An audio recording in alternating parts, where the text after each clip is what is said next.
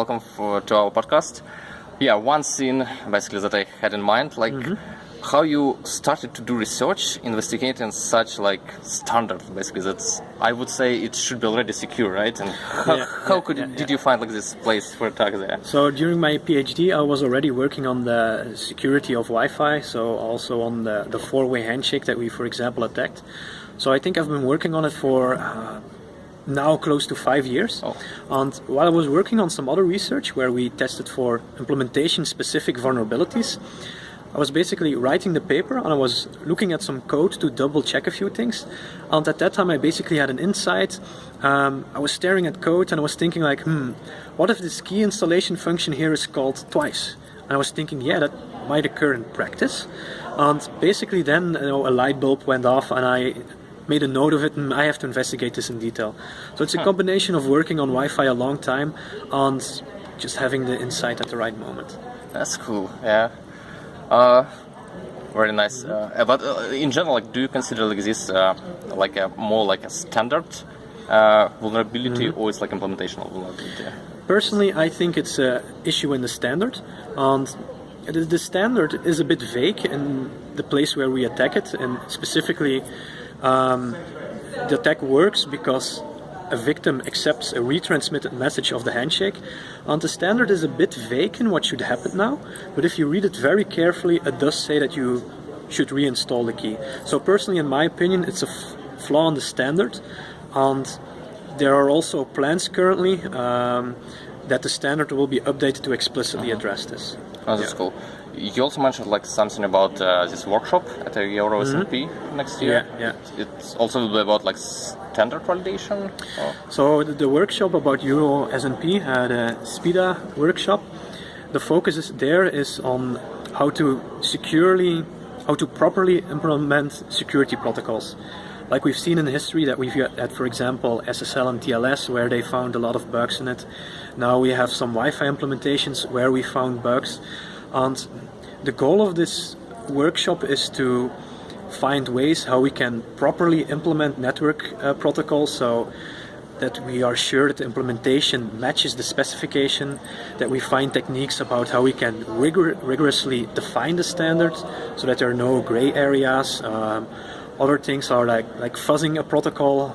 What are good ways to do that? Other example, let's say you have a proprietary protocol and you look for ways to reverse engineer it automatically.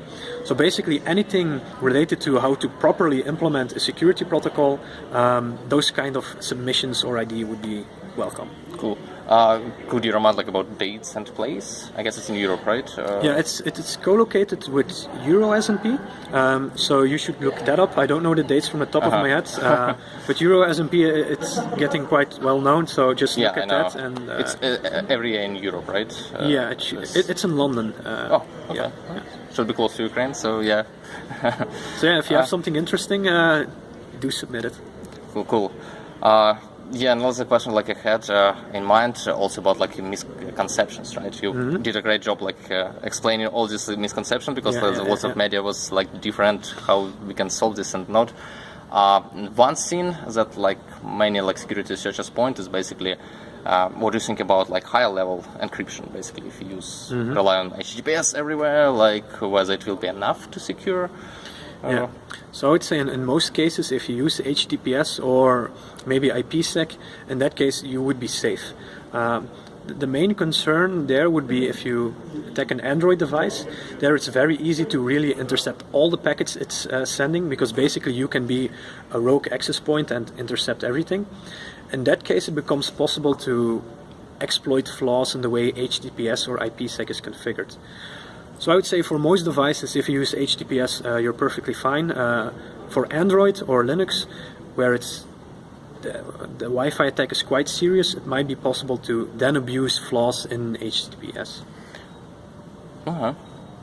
But in general, if you have configured HTTPS properly, like if you use connect to Facebook, or if your Android app works properly, you should be fine.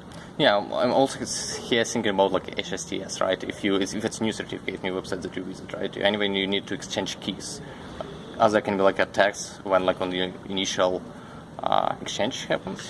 Yeah, so if the website, an HTTPS website is using what's it called, ASTS, so basically strict HTTPS, that the website must be loaded under HTTPS. Then if you visit the website for the first time, an attack is possible. But if you visit the website before, then it's no longer possible. That's true. Also, you have the popular websites like Facebook and Gmail. There, the browser knows that the website must be loaded using HTTPS, so attacks shouldn't be possible at all. Cool. And do you have like some kind of I believe like before like publishing all the research, you've been like in contact, right, with different hardware vendors and software vendors, and like do you know like some estimate on how many are still vulnerable devices, clients we have? Ooh, that's difficult to say because I haven't been keeping track properly. I would say that most vendors of popular devices do have quite some patches out already. I think, for example, Windows has patches. Apple, for a lot of its devices, also has patches now. I'm not completely sure about Android. They're of course not that well known to get updates fast, but they seem to be working on it. But there's no way around it that some devices won't get updates. So think about old Android devices. Unfortunately, they're going to stay vulnerable. Or if you have maybe a TV that uses Wi-Fi, those are also the more tricky edge cases where I'm not sure if they get updates. The good point about that, maybe this research got a lot of attention, maybe sometimes even hyped up a bit too much, is that companies are pressured to update devices though. So the good thing is a lot of them are trying, but of course you're not going to reach everyone, unfortunately. Yeah, and here's like am I right that you need both like client, right, both devices to be fully patched. So thankfully, if you're a home user, the chance that your home router is vulnerable is actually really low. So I'd say mostly in enterprise situations like a university or airport where you have multiple access points, there the access point, the router can be vulnerable, but your home router, the chance that it is vulnerable is actually quite low. So thankfully, you're still fine if you only update the client. Cool.